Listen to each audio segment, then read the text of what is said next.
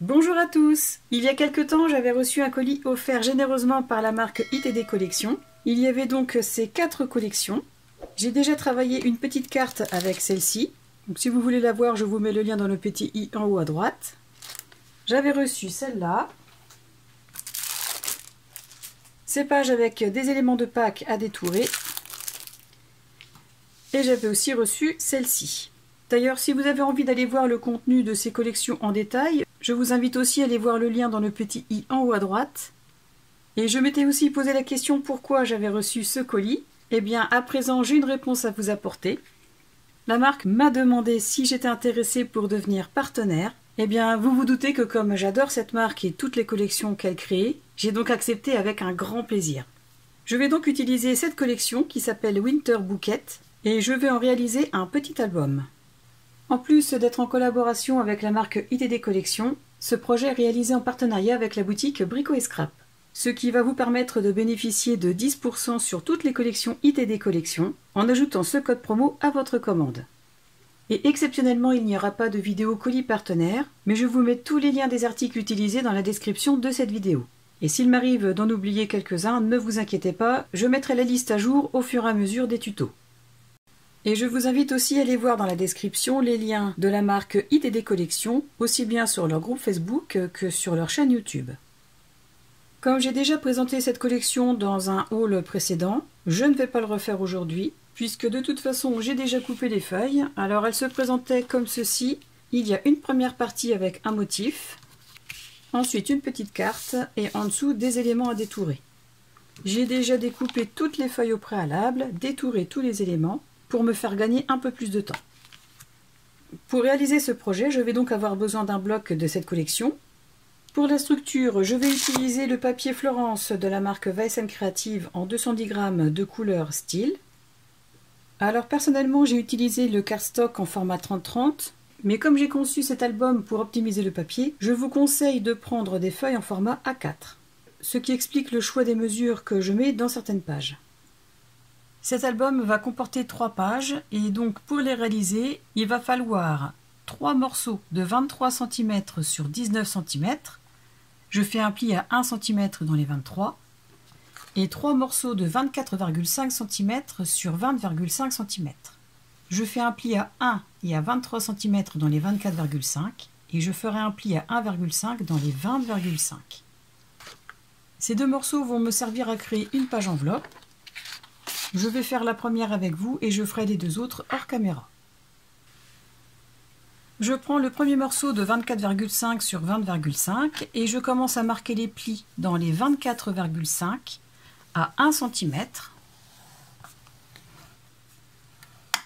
puis à 23 cm.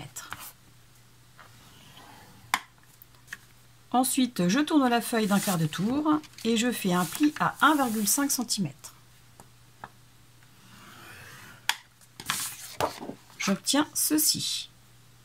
Ensuite, je prends le deuxième morceau de 23 cm sur 19 cm et je fais un pli à 1 cm dans les 23 cm.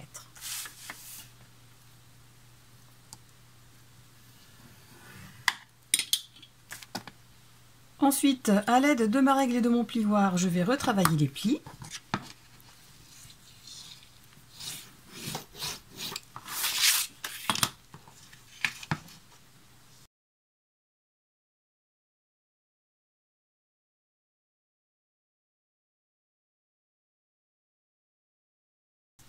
Je les retravaille davantage pour bien les marquer.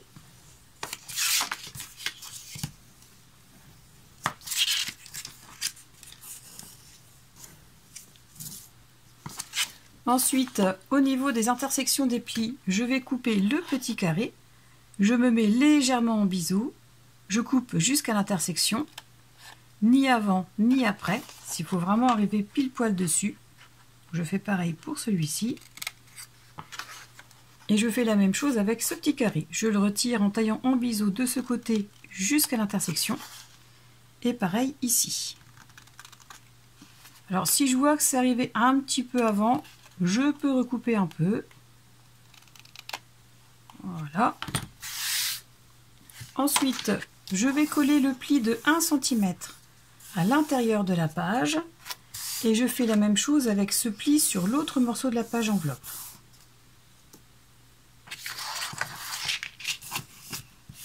J'encolle ce pli.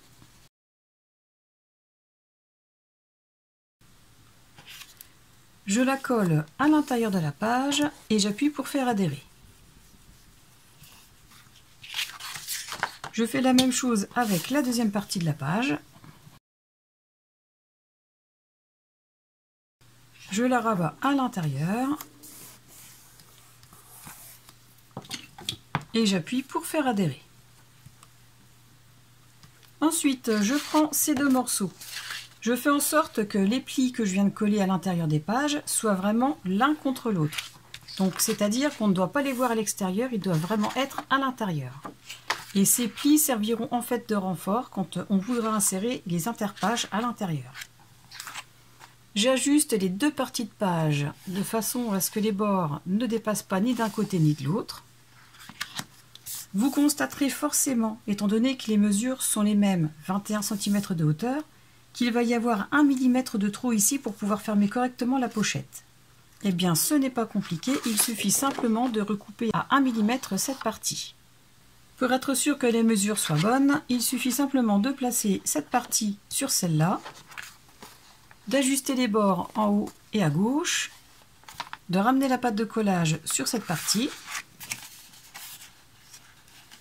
J'ajuste. Ici, ça peut se refermer sans problème et ça ne dépasse pas. Donc, c'est bon. J'encolle la pâte de collage.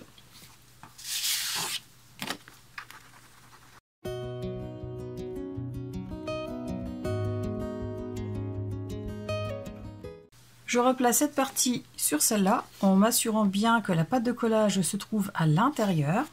Celle-ci aussi. Je repositionne cette partie en ajustant bien les deux bords.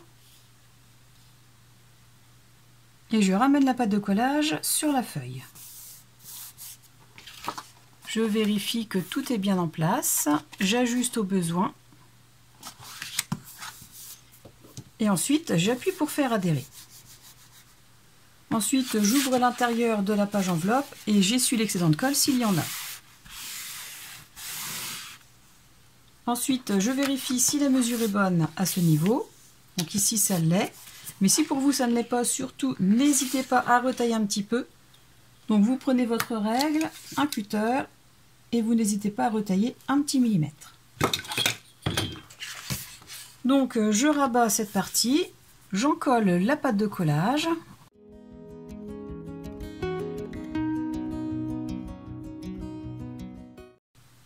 Je la place sur l'extérieur de la page et j'appuie pour faire adhérer.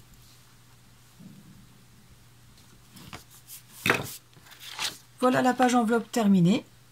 Elle ira donc dans ce sens, les deux renforts vers le haut et la tranche de ce côté. Et donc maintenant je fais la même chose avec les deux autres pages. Pour cette première page qui va être assez simple, je vais avoir besoin de 4 morceaux de 21 cm sur 10,9 cm. Et dans les 21 cm, je fais un pli à 2 cm. Alors pourquoi faire un pli à 2 cm? Eh bien tout simplement, comme je vous l'ai expliqué en début de vidéo, cet album a été conçu pour être réalisé avec des feuilles en format A4. Et donc j'ai simplement gardé les 2 cm supplémentaires sur les 21 déjà initiales dans ce format, de façon à éviter une découpe. Et il faudra aussi un morceau de 9 cm sur 9 cm, ainsi que 4 aimants de référence N35. Je commence donc par marquer les plis de ces 4 rabats.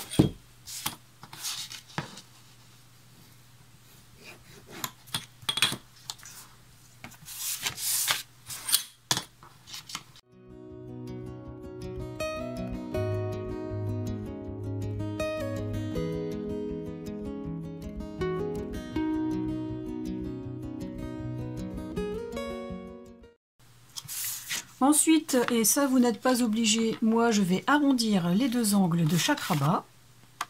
Alors je me sers de cette perforatrice et je prends le poinçon le plus petit.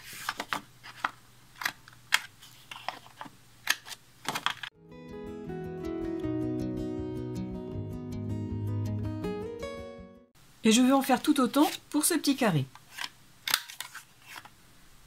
Avant d'installer les rabats, je vais commencer par faire quelque chose. Donc étant donné que les rabats vont se poser de cette façon, les deux pattes de collage vont se superposer. Donc ce que je vous suggère pour retirer un peu d'épaisseur, c'est de simplement les mettre comme ceci en perpendiculaire, de faire une marque dans chaque coin et de couper cette partie de façon à ce qu'elle s'encastre parfaitement.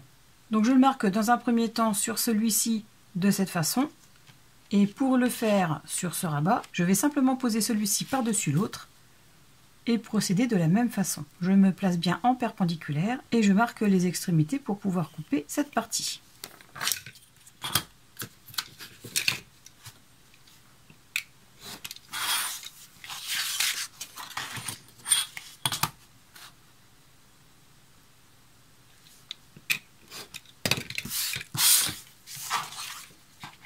Donc je vérifie, je positionne le premier tout contre le bord gauche de ma page.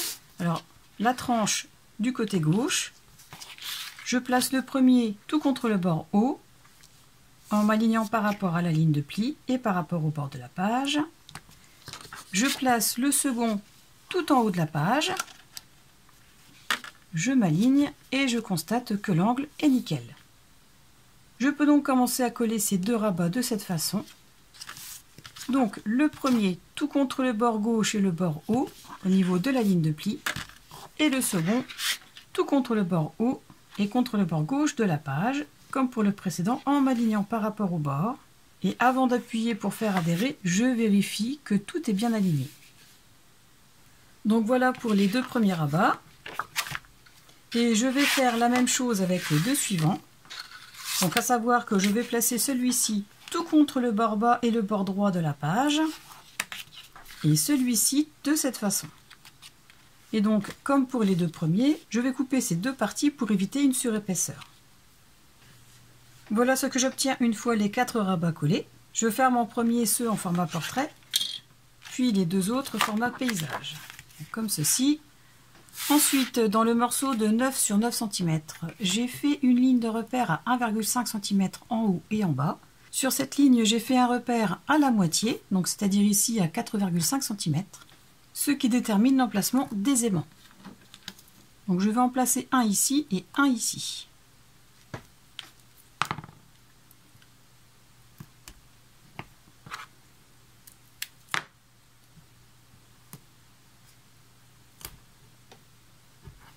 Je les ai fixés avec un morceau de double face. Ensuite, je prends deux autres aimants. Je les pose de cette façon pour vérifier la polarité. Je reprends un morceau de double face, je place l'aimant dessus. Je fais la même chose avec celui-ci. Voilà. Ensuite, je reprends ma page. Je vais centrer cette carte de façon à ce qu'il y ait la même distance en haut et en bas. Je ne vais pas appuyer l'interaction parce qu'à l'intérieur, il y aura des photos plus le papier de matage.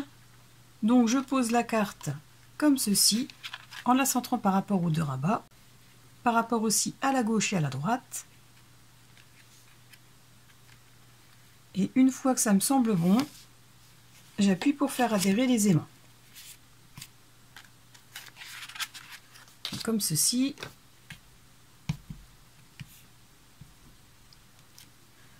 De cette façon, la page est bien fermée et les rabats ne bougeront plus. Dans cette première feuille, où il y avait donc cette partie, la carte et des éléments à détourer, j'ai donc coupé à 8 cm en partant du haut une première fois et à 8 cm après une deuxième fois. Donc cette partie-là, je la mets de côté. Et ces deux parties vont venir respectivement sur le rabat du haut et le rabat du bas. Ensuite, il me reste simplement à couper à la bonne mesure dans le sens de la longueur. Donc comme d'habitude, je laisse un liseré d'1 ou 2 mm sur le premier côté et je fais des repères à 1 ou 2 mm du second côté. Je fais la même chose pour celle du haut. Je coupe ces deux parties. Une fois coupé aux bonnes mesures, je vais arrondir les angles des deux rabats. Donc ce côté pour celui-ci. Donc je prends toujours le poinçon le plus petit. et ce côté pour celui-là.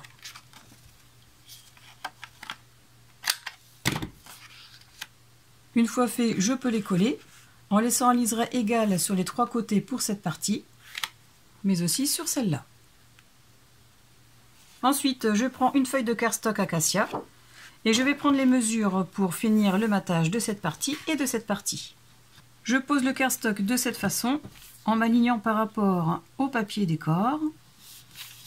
Je fais un repère ici et un autre à environ 1 ou 2 mm du bas de la page. Donc je coupe cette partie et je fais la même chose pour ici. Et une fois les 2 morceaux coupés, je les colle en pensant à arrondir les angles. Ensuite, pour mater l'intérieur, je reprends la deuxième partie de cette feuille. Alors normalement, vous devez avoir pile poil la bonne mesure si vous avez bien coupé au niveau des traits de la feuille. Et je vais donc commencer par placer cette première partie en laissant un liseré de 1 ou 2 mm sur ces 3 côtés. Et je vais compléter le matage avec un morceau de cardstock de couleur Acacia, que je vais couper bien évidemment aux bonnes mesures en faisant en sorte de laisser un liseré d'1 ou 2 mm avant le pli de ce rabat. Voilà pour la décoration intérieure. Je m'arrête là pour l'instant et je verrai par la suite, suivant ce qu'il me restera, des feuilles de la collection. Et donc ensuite, je vais prendre la carte de 9 sur 9 cm. Je vais mettre un morceau de papier de cardstock Florence de couleur Acacia, coupé de façon à laisser un liseré identique tout autour. Je fais la même chose pour mater derrière. Et sur le devant, je rajoute cette petite carte que j'ai simplement poinçonnée avec cette perforatrice. Donc il ne me reste qu'à coller tout ça et j'en aurai fini pour la première page. Voilà donc pour cette première page, donc je vous la remontre. On ouvre les rabats de cette façon et on obtient un fond pour y mettre des photos ou autre chose. Et surtout, pour l'instant, gardez bien vos chutes et vos découpes car elles vont nous servir à décorer l'album. J'espère que ce début de projet vous plaît, que ce tuto pourra vous inspirer. Cette première page a donc été assez simple, la page numéro 2 sera un peu plus complexe. Et comme d'habitude, si vous avez aimé cette vidéo, pensez à cliquer sur le pouce vers le haut, à vous abonner à ma chaîne si vous ne l'avez pas encore fait, et à la partager pour me soutenir. En attendant le prochain tuto, je vous souhaite à tous de passer une excellente journée et je vous dis à très bientôt. Au revoir!